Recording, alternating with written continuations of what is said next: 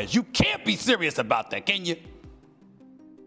I'm very serious about it. For that, because there's a lot of... The bravery for running away when he got tired. No, the bravery... Sorry. No, go on. Sorry. From round one, running away, jumping up and down, falling down on the floor. Yeah. He did not, but go ahead. For a clown show. For a freaking clown show. Jake Paul embarrassed himself, embarrassed the sport, and embarrassed everyone. Stephen A. Smith has confronted Jake Paul after his knockout loss to Anthony Joshua during a live interview. Smith questions why Jake chose to fight someone at such an elite level so early, calling it a dangerous decision. Jake responds confidently, saying he still has everything. The best team money can buy, strong training. And he believes this loss does not stop him from continuing his boxing journey. After Jake Paul's fight with Anthony Joshua, Logan Paul addressed the reaction from fans and critics, calling much of it haters who were simply going to criticize no matter what. Haters gonna hate.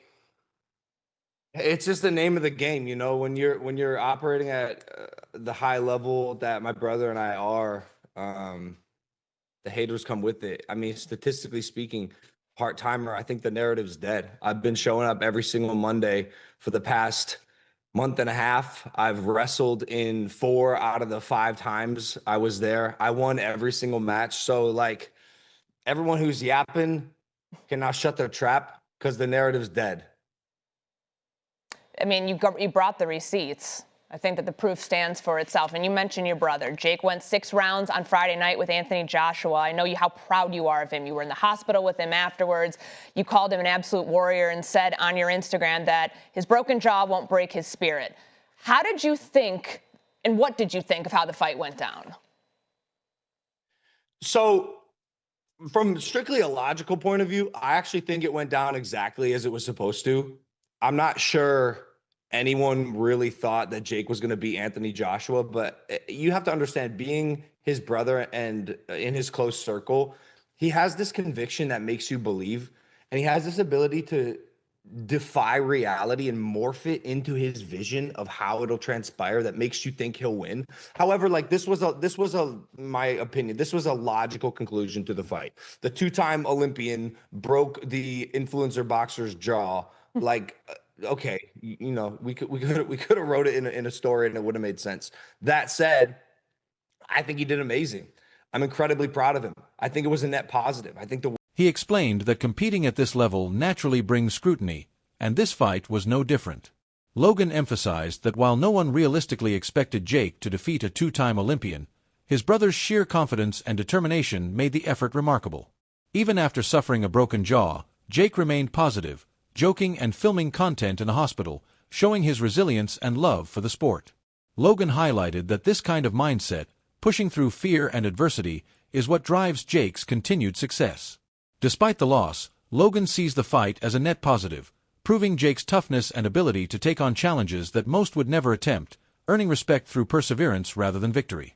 Eddie Hearn offered insight into Jake Paul's performance against Anthony Joshua, explaining that those who claim Jake was just running failed to grasp the full context. Well, Jake was running and Jake was hold. But listen, I mean, at the end of the day, Jake had one job, and that was to try and survive. I mean, he was never, ever going to win the fight, ever. And if you would have said to me, do I think he'll go 6 rounds? I would have said absolutely not. I mean, I felt that it would take AJ a couple of rounds to get hold of him, because I knew Jake can move a bit and he'd be moving off the back foot and he'd be holding. But it was the way that he did it, I think, was actually quite impressive. Like, not that particular part, but the way that he would, you know, the way that he was strong in the clinch. You know, he wouldn't let AJ get his shots off in the clinch. He made him miss a few times. And obviously, AJ's been out of the ring for a while. But to be honest, I think the most fascinating thing of the whole night in terms of the fight was how he didn't get flatlined by that right hand. I mean, I said going into the fight, he's probably going to take AJ a few rounds to get hold of him. And I also said, as soon as he lands clean, the fight's over, right? He landed a few before, but the first that he landed really clean was the final shot. But, you know, he never flatlined Jake. I mean, he did break his jaw in 2 places, which is a disaster. But there are a lot of heavyweights that would have been out cold from that right hand. I mean, one of them was Francis Ngannou in a pretty similar shot, really. Do you know what I mean? So I actually give Jake unbelievable credit for doing it in the first place, but his performance as well. I mean, I stand by the fact that I think he's just a decent cruiserweight, but like he did go in with Anthony Joshua, and look, the world is full of criticism and opinions and negativity. Who else is doing what he's doing at what is he, late 20s? I mean, quite phenomenal.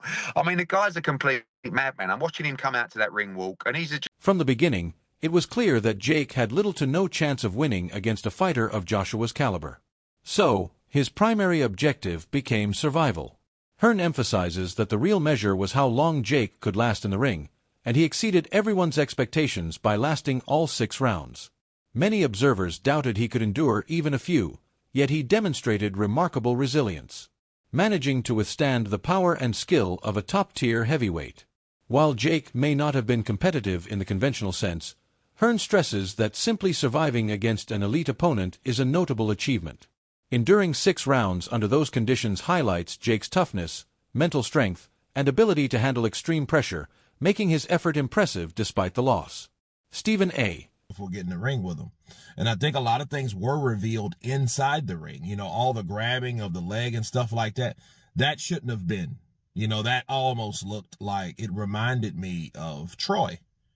You guys remember Troy when Orlando Bloom's character grabbed his brother's leg, you know? You know what I mean? It looked like he was desperately scared, you know? But I think he should have been desperately scared because AJ was coming to hurt him. This wasn't a Mike Tyson fight. He wasn't 58 years old. This dude is 36. And Anthony Joshua, like he said, because I've heard AJ say stuff like that. Hey, I'm going to F you up. He said the same thing to Hellenius. Because he thought Hellenius was looking at him crazy. And it's like, what do you, why are you looking at me like that? Right? And Hellenius like, huh? You know. And what happened to Hellenius? He got knocked out, and needless to say, he tested positive for something. But yeah, so if you hear AJ say, hey, I'm going to F you up. Oh yeah. That's what he means. And I think Jake Paul knew it. And I mean, he avoided a lot of big shots at the beginning of that fight, you know. But then as AJ started getting closer and those punches started getting, more in range of hitting him, the grabbing happened a lot, more, Smith further stated that Jake Paul cannot use his YouTuber background as an excuse when facing a true elite fighter like Anthony Joshua. Smith believes that if Jake still identifies primarily as a YouTuber, he should not step into the ring with top-level boxers. According to him, entering such high-stakes fights requires full commitment and recognition of the professional demands, rather than relying on fame or a crossover reputation. Derek Chisora partially refused to give Jake Paul any real respect after his fight with Anthony Joshua, questioning the idea that simply stepping into the ring constitutes bravery. He dismisses arguments from others like Chris Eubank Jr., who claimed Jake deserves credit for getting in the ring and lasting 6 rounds. Chisora points out that Jake spent much of the fight running, avoiding real exchanges, falling, and only throwing a few punches. According to him, Paul embarrassed himself, embarrassed the sport, and embarrassed everyone that calls himself a fighter. And I've been telling you this for years. The thing about boxers is we train to be tired. We train to be hurt. We train to roll with punches. We train for a lot of things that this YouTube Disney star has been nobody. Never learned the trait. He never learned how to fight. He learned how to throw some punches. He learned how to box. And I told you it's because Jake Paul had the resources. He can have a head start in this career like you did in life, and you can make it out. But the thing is, when a fighter really wants to hurt another non-fighter, he can do it, and he can do it a lot easier and a lot faster. Anthony Joshua played with his food, and I'm going to tell you right now, he played with his food. I don't think he should have went to the 6th round, maybe the 4th at latest, because Jake Paul was running. He wasn't boxing. He was running, and every time he had a chance to try to tackle Anthony Joshua in fear, he was on his knees. It looked like he was praying. Jake Paul spent more times on his knees than you did in college praying for a girlfriend. It was embarrassing, Chris Mannix. It was embarrassing. And all the people that tuned in to Netflix and everyone else, just like the Mike Tyson fiasco that happened a couple of years ago, we feel disgusted for having to watch that. I'm not going to defend the fight. It was a bad fight. It was actually worse. You're not going to put him on. You're not going to put him on the cover of Sports Illustrated again? No, because we put him on the cover of Sports Illustrated for very different reasons than boxing. It was a power issue, as you know. Bravery is not merely showing up or enduring pain for money. True bravery is risking life for a greater cause, like fighting for one's country. While Jake did commit to the event, Chisora emphasizes that lasting 6 rounds against a professional like Joshua does not automatically earn respect for skill or courage. He criticizes Jake for turning his loss into content for social media rather than demonstrating genuine combat bravery.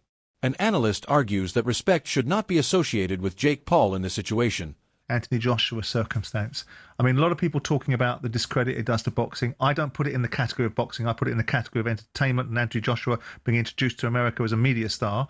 What's your overall view of what it does or doesn't do for boxing? Jake Paul being licensed in a fight that many people think that he shouldn't have been licensed to fight, in a commission that often does that. As a promoter, do you think it's a bad look for boxing, or are you thinking it doesn't really matter? It's not really what boxing's about. I usually and have said in the past that things can be things, you know, you've got to take it for what they are. But in this occasion, I do think it is a freak show, if I'm honest. I also think it's dangerous. I'm sat here as a boxing promoter and I see what goes on with the medicals before and after fights and how dangerous the sport is. And I saw Callum Simpson, the fight should have been stopped way before it was, but was in trouble on Saturday night. It's all a bit of fun and it's all a money grab until someone gets seriously hurt, seriously damaged. And then the whole sport comes into disrepute. For me, it makes a mockery of the sport of boxing. For me, no one in the industry wants to talk badly about it because everyone's lined, the pockets are getting lined. And when you look at that, and kids will look at that, and fans will look at that, and sponsors will look at that and think that that is boxing, as I say, we're one punch away from something serious. And yeah, it's on the flip side of that argument, mate, you will tell me that you knew that Chris Eubank wasn't right to go into that fight. No, but let's be completely honest, right? Whatever you want to say about that fight, these are 2 experienced professional fighters. Chris Eubank Jr. has been in fights previously, stating that the fight was always about the money rather than genuine competition. Inside the ring, he believes many things were exposed, especially Jake's repeated grabbing and holding, which made him look fearful rather than composed. The analyst explains that this reaction was understandable because Anthony Joshua was not a past his prime fighter, but a dangerous and active heavyweight. He points out that Joshua has a history of backing up his words when he says he plans to hurt an opponent. As the fight progressed and Joshua's punches came closer, Jake became more defensive and desperate to survive.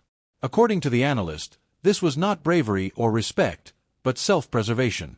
He concludes by saying that with nearly $92 million involved, many people would accept the risk, but that kind of payday does not automatically earn respect inside boxing.